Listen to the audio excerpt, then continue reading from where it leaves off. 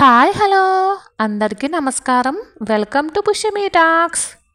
ఎలా ఉన్నారండి అందరూ? నేనైతే చాలా అంటే చాలా బాగున్నాను. మీరందరూ కూడా ఇంకా బాగుండాలని మనస్ఫూర్తిగా కోరుకుంటున్నాను. ఇవాల్టి వీడియోలో ఒక సాధారణ హౌస్ వైఫ్గా నేను డబ్బుల్ని ఎలా సేవ్ చేసుకుంటాను అనే కొన్ని ఐడియాస్ని మీ అందరికీ షేర్ చేద్దాం అనుకుంటున్నానండి. మరి ఐడియాస్ నచ్చి వీడియో కనుక మీ అందరికీ నచ్చినట్లయితే సబ్స్క్రైబ్ చేసుకుని సపోర్ట్ చేయండి. ఇక ఇవాల్టి వ్లాగ్ని అయితే కంటిన్యూ చేద్దామండి. నిన్న ఆల్రెడీ ఫ్రిడ్జ్ క్లీన్ చేసేసాను కదండి. కొన్ని కూరగాయలు ఉంటాయి అవి, అలాగే కొన్ని ఫ్రూట్స్ ఉంటాయి అవి కూడా ఫ్రిడ్జ్లో నీట్గా సర్దేసుకున్నాను కదా. అలానే నిన్న సాయంత్రం వచ్చేసి కూరగాయలు తెచ్చుకుందామనేసి మార్కెట్కి అయితే వెళ్ళలేదండి. రోడ్డు మీద దుకాణాలు వేసి అమ్ముతూ ఉంటారు కదా, వాళ్ళ దగ్గర అయితే తెచ్చాను. మార్కెట్కి వెళ్తే ఇంకా తక్కువ రేటుకి కూరగాయలు రావచ్చు. కాకపోతే అంత టైం కుదరక జస్ట్ రోడ్డు మీద దుకాణాలు అవి వేసి అమ్ముతూ ఉంటారు కదా, అక్కడ నుంచే కూరగాయలు అయితే తెచ్చానండి. ఎందుకంటే స్కూల్ టైమింగ్ మూలని కూరగాయలు కంపల్సరీ మార్నింగ్ మనకు అవసరం కాబట్టి అందులోకి నిన్న ఈవినింగ్ 6:30 అయిపోయింది. ఇక మార్కెట్కి వెళ్ళాలంటే ఇంకాస్త దూరం వెళ్ళాల్సి ఉంటుంది కాబట్టి ఇక్కడే అవైలబిలిటీగా ఉన్నాయి, ఏమేమి ఉన్నాయి అని చెప్పేసి చూసుకుని కూరగాయలు అయితే ఎక్కడి నుంచో తెచ్చుకున్నానండి. కాకపోతే తక్కువే తెచ్చుకున్నాను. అదే మార్కెట్కి వెళ్తే కనుక వారానికి సరిపడగా కూరగాయలన్నీ కూడా తెచ్చుకుంటానండి. ప్రస్తుతానికి నాకు ఏమైతే అవసరం అవుతాయో అవే తెచ్చుకున్నాను. వీలు చూసుకుని మార్కెట్కి వెళ్ళి కూరగాయలు అయితే తెచ్చుకోవాలి. ఒక హౌస్ వైఫ్గా మనకైతే సంపాదన ఉండదు కదండి, ఇది అందరికీ తెలిసిన విషయమే. మనకి మన హస్బెండ్స్ డబ్బులు ఇస్తేనే మనం వాటిని ఇంట్లో ప్రతి అవసరానికి ఖర్చు పెట్టి మిగిలిన వాటిని పొదుపు చేస్తూ ఉంటాము. ఇలా కొంతమంది చేస్తూ ఉంటారు. ఇంకొంతమందికి ఆల్రెడీ వాళ్ళకి డౌరీ అంటే కట్నం ఎంతో కొంత ఇచ్చి ఉంటారు కదా, దాని వడ్డీల రూపంలో కొన్ని డబ్బులు వస్తూ ఉంటాయి. లేదా పొలం ఏదైనా ఇస్తే ఆ పొలానికి కౌలుకి ఇచ్చిన ఆ మనీ రూపంలో కూడా డబ్బులు వస్తూ ఉంటాయి. ఇంకొంతమందికి అయితే మొత్తం ఇంట్లో కూరగాయలు కానించి కిచెన్లో ఏం కావాల్సినా కూడా హస్బెండ్సే చూసుకుంటూ ఉంటారు. వాళ్ళకి మనసులో పొదుపు చెయ్యాలి అని చెప్పేసి ఉన్న ఇంట్లో సమస్తము హస్బెండే చూసుకునేటప్పుడు పొదుపు చేసేంత మనీ అయితే వాళ్ళ దగ్గర ఉండదు. ఇలా హస్బెండ్సే అన్నీ చూసుకుంటున్నప్పుడు మరి మనం ఇంట్లో ఉంటూ ఎలా పొదుపు చేయాలి అని చెప్పేసి ఆలోచించే వాళ్ళు ఉంటారు కదండి. ఏమండి, అందరికీ మనీ మేనేజ్మెంట్ రాకపోవచ్చు, అందరికీ డబ్బుల్ని మేనేజ్ చేసే అవకాశం కూడా రాదండి. ఎందుకంటే డబ్బుల్ని మేనేజ్ చేసే అవకాశం రావాలి అన్నా కూడా మన ఇంట్లో కూడా మనకి ఇవ్వాలి, అంతే కదా. మనం కొంచెం జాగ్రత్తగా మన వాళ్ళని అడిగి కేవలం ఇంటి ఖర్చులకు మాత్రమే తీసుకునేటట్టయితే చక్కగా ఒకసారి అడగండి, ఇచ్చినట్టయితే తీసుకుని మనీని మేనేజ్ చేయొచ్చు. లేదు అంటారా, మీకు పుట్టినరోజులకి బట్టలకనో, పెళ్లి రోజులకి బట్టలకనో, లేదా పిల్లల పుట్టినరోజులకి బట్టలు కొనుక్కోమని కదా డబ్బులు ఇస్తూ ఉంటారు కదా, చిన్న చిన్న షాపింగ్స్కి అవిని. వాటిని ఏం చేస్తారు అంటే, ఉదాహరణకి 1000 రూపాయలు కనుక ఇచ్చారనుకోండి, 100 రూపాయలు మీరు సేవింగ్ అకౌంట్లో పెట్టుకుని, లేదా మీకు ఎలాగైనా అలవాటు ఉంటుంది చీరల కిందో, బీరువాలోనో, లేదంటే పోపుల డబ్బాలోనో పెడుతూ ఉంటాం కదా, అలా ర్యాండమ్గా సేవ్ చేసుకోవచ్చు. మనీ మేనేజ్మెంట్ అవకాశం లేని వాళ్ళు అనమాట. ఇంకొంతమందికి ఇంట్లో ఖర్చుల వరకు హస్బెండ్స్ మనీ అనేది ఇస్తారండి. మిగిలిన ఖర్చులు వాళ్ళు చూసుకున్న ఇంట్లో ఖర్చుల వరకు ఇస్తారు. అలాంటప్పుడు మనం ఎలా సేవ్ చేసుకోవాలంటే, నాకైతే మా వారు కేవలం ఇంటి ఖర్చుల వరకు మాత్రమే మనీ ఇస్తారండి. ఇంటి రెంట్ కానీ, కారు ఈఎంఐ కానీ, ఇంకా బయట ఖర్చులు ఏమైనా ఉన్నా సరే ఆయనే చూసుకుంటారు. ఓన్లీ కిచెన్లో కావాల్సినటువంటి గ్రాసరీస్కి కానీ, కరెంట్ బిల్లుకి కానీ, పాలకు కానీ ఇలాంటి ఖర్చులకి మాత్రమే నాకు మనీ అనేది ఇస్తారండి. నేను ఆ మనీనే ప్రతి అవసరానికి కూడా ఖర్చు పెడుతూ మిగిలింది పొదుపు చేస్తూ ఉంటానన్నమాట. ఇప్పుడు ఉదాహరణకి చూడండి, ఇవి నాకు 120 రూపాయలు అయ్యింది. నేను ప్రతి వారము కూరగాయలకి 250 రూపాయలు చొప్పున తీస్తానండి.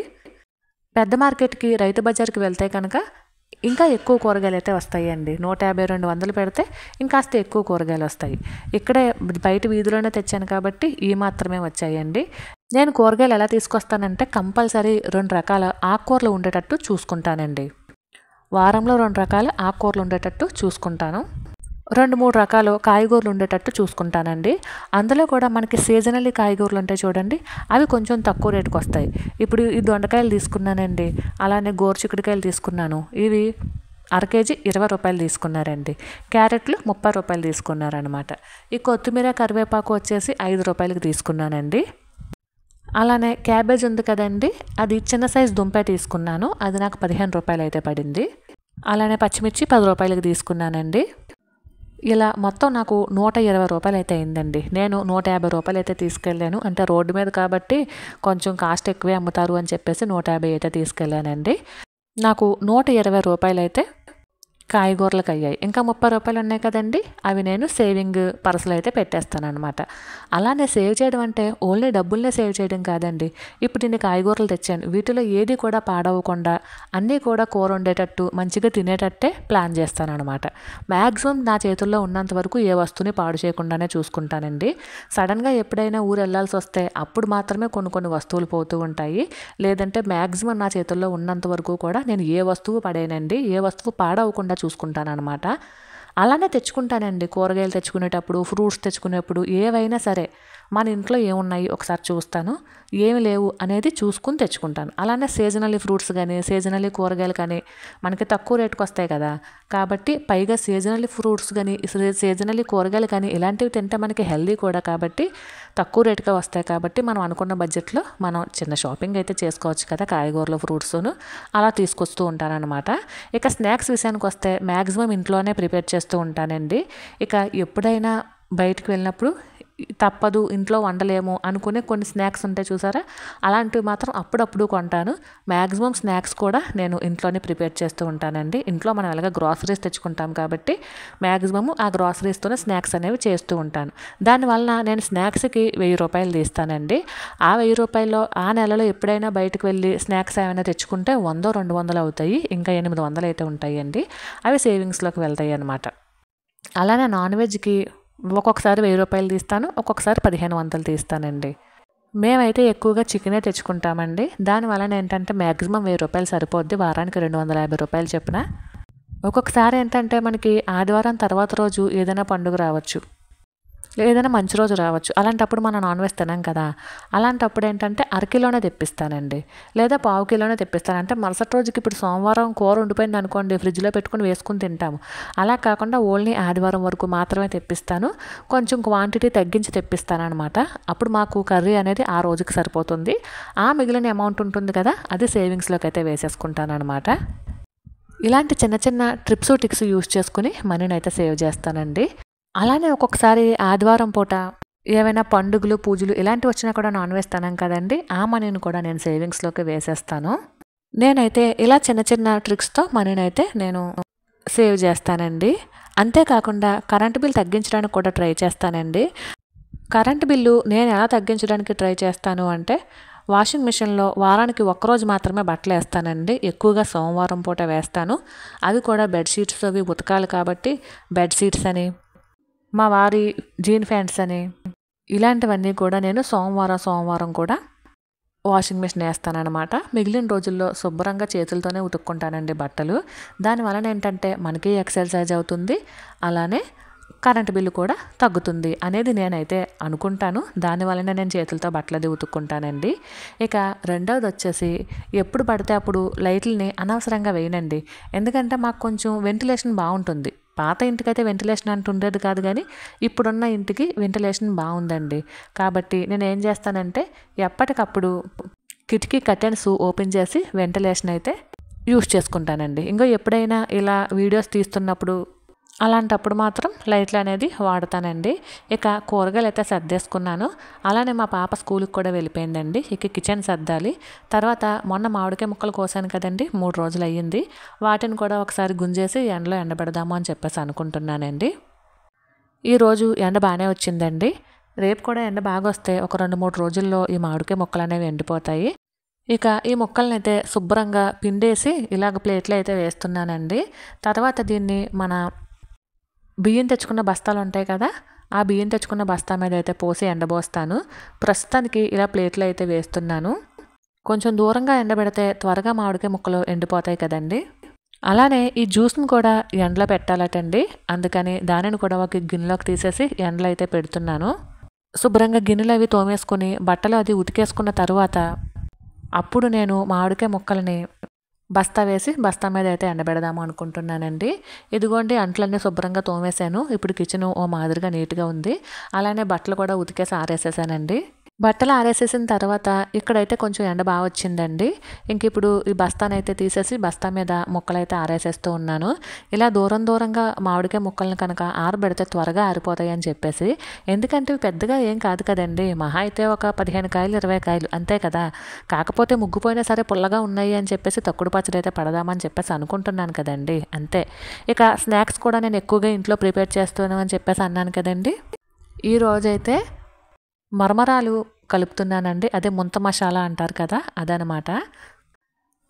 చక్కగా కొన్ని మరమరాలు వేయించేసుకుని కొంచెం ఉల్లిపాయలు, పచ్చిమిరపకాయ ముక్కలు, క్యారెట్ తరుగు, మామిడికాయ ముక్కలు, నిమ్మరసం, ఉప్పు, కారం, వేయించిన పల్లీలు ఉంటే మిక్చరు ఇవన్నీ కూడా వేసుకుని చక్కగా కలిపేసుకుంటే ముంత మసాలా రెడీ అయిపోతుందండి. బయట దీన్ని కొనాలంటే 20 నుండి 25 రూపాయల వరకు కూడా ఛార్జ్ చేస్తున్నారు. పైగా పెద్దగా కూడా రాదు కదండి. బయట మనం కొంటే ఎంత ఉంటుంది, ఓ పంటి కిందకు కూడా రాదు. అదే మనం ఇలా ఇంట్లోనే చేసుకున్నాం అనుకోండి, ఇంటి ఇళ్ళపాది కూడా చక్కగా తినచ్చు. చాలా ఈజీగానే ప్రిపేర్ చేసేసుకోవచ్చండి. ఇలా స్నాక్స్ అవి నేను ఎక్కువగా ఇంట్లో చేయడం వలన కూడా డబ్బు అనేది ఆదా అవుతుందండి. ఏమండి, డబ్బుల రూపంలోనే సేవ్ చేయనవసరం లేదండి. అనవసరమైన చోట లైట్లు ఫ్యాన్లు ఆపేస్తూ, అనవసరంగా నీళ్లు పోతున్నాయి అనుకోండి వాటిని బంద్ చేస్తూ, ఇంట్లో ఉన్నప్పుడు అనవసరపు ఖర్చులు చేయకుండా ఉండగలిగితే ఖచ్చితంగా మనం అంతా కూడా డబ్బుల్ని సేవ్ చేసినట్టే అవుతుందండి. డబ్బులంటే డబ్బుల పరంగానే సేవ్ చేయాల్సిన అవసరం లేదు కదండి. అలానే నేను కొన్ని మనీ సేవింగ్ ఛాలెంజింగ్స్ కూడా చేస్తానండి. అంటే ఉదాహరణకి నాకు అవైలబిలిటీగా ఉన్న దాని ప్రకారం నేను ఇంత మనీని పోగు చేయాలి అనుకుంటున్నాను, ఈ పద్ధతిలో పోగు చేద్దాము అనుకుంటున్నాను అని చెప్పేసి అనుకుని దాన్ని బట్టి ఒక ప్లానింగ్ రూపంలో మనీ అనేది సేవ్ చేస్తానండి. చూసారా, ఇందులో చీటీ ఉంది. ఇదేం చీటీ అంటే, మనం పచారీ కొట్లకు వెళ్ళినప్పుడు గమ్మున ఏ సబ్బో అయిపోతుంది, లేదా ఇంట్లో ఏ నూనె ప్యాకెట్ అయిపోతుంది, లేదా ఏమన్నా పిండో ఉప్పో ఏదో కావాలని మనం వెళ్తూ ఉంటాం కదా. అలాంటప్పుడు ఏంటంటే ఎంత అయ్యింది ఏంటి అనేది కూడా దాని మీద ఒక చిన్న కాగితం మీద రాసి ఇచ్చేయమంటానండి. ఇప్పుడు ఉదాహరణకి ఏవో 3 వస్తువులు కావాలండి మనకి. ఏవో ఒకటి, ఓ పంచదారో, టీ పొడో, నూనె ఏదో ఒకటి కావాలి. 3 వాటికి కలిపి మనకి 160 రూపాయలు అయ్యిందండి. మనం 200 ఇచ్చి పంపించామనుకోండి మన పిల్లల చేతికి, 40 రూపాయలు తెస్తారు కదా. ఆ 40 రూపాయలని కూడా నేను సేవింగ్స్లోకి వేసేస్తానమాట. ఈ 40 రూపాయల ఖర్చు ఎందుకు అయ్యింది, దేనికి అయ్యింది అనేది ఆల్రెడీ మనకి ఆయన ఒక చిన్న చీటీ మీద రాసిస్తాడు కాబట్టి ఆ పేపర్ని అలానే ఉంచేస్తాను. ఇవన్నీ కూడా నెల చివరిలో బుక్లో రాస్తానన్నమాట. ప్రతి ఖర్చు కూడా బుక్లో రాస్తూ ఉంటానండి. అప్పుడే మనకు అర్థమవుతుంది కదా, ఎక్కడ మనం ఎక్కువ ఖర్చు పెడుతున్నాము, ఎక్కడ మనం తక్కువ ఖర్చు పెడుతున్నాము అనేది మనకు అర్థమవుతుంది. కాబట్టి ఒక చిన్న బుక్ అనేది మెయింటైన్ చేస్తూ ఉంటానండి. అలానే గ్రాసరీస్కి వెళ్ళినప్పుడు, కూరగాయలకి వెళ్ళినప్పుడు, ఫ్రూట్స్కి వెళ్ళినప్పుడు ఇలా రకరకాలుగా మనం ప్రతిరోజు ఏదో ఒకటి కొంటూనే ఉంటాం కాబట్టి అందులో కొద్దో గొప్ప చిల్లర మిగిలితే అవి ఇలాగ డబ్బాలు పెట్టుకుని డబ్బాల్లో వేస్తానన్నమాట.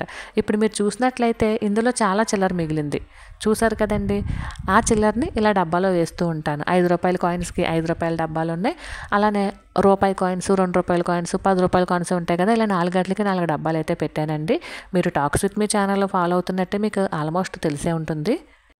ఇలా ప్రతి రూపాయి కూడా వేస్ట్ కాకుండా ఇలా సేవ్ చేస్తానండి. ఇవి చూడడానికి కాయిన్స్ రూపంలోనే కనిపించచ్చండి, ఇప్పుడు తక్కువగానే కనిపించవచ్చు. కానీ వీటిని ఇలానే వదిలేసి ఒక 6 నెలలు కనుక డబ్బులు సేవ్ చేసినట్లయితే మనకి ఏదో ఒక అవసరానికి యూజ్ అవుతాయండి. అలానే మన ఇంట్లో వాళ్ళు జేబుల్లో కాయిన్స్ అది ఎక్కువగా మర్చిపోతూ ఉంటారు. మనం బట్టలు ఉతికేటప్పుడు అది మనకి కనిపిస్తూ ఉంటాయి కదా, ఏదో 2 రూపాయలేనో 5 రూపాయలేనో అవి కూడా తీసి ఇలానే సేవ్ చేస్తూ ఉంటానన్నమాట. ఒక ఇల్లు ఆర్థికంగా అభివృద్ధి చెందాలి అని అన్నా, ఆరోగ్యంగా మంచిగా ఉండాలి అని అన్నా, ఆ ఇంటిలో ప్రధాన పాత్ర వహించేది మాత్రం హౌస్ వైఫేనండి.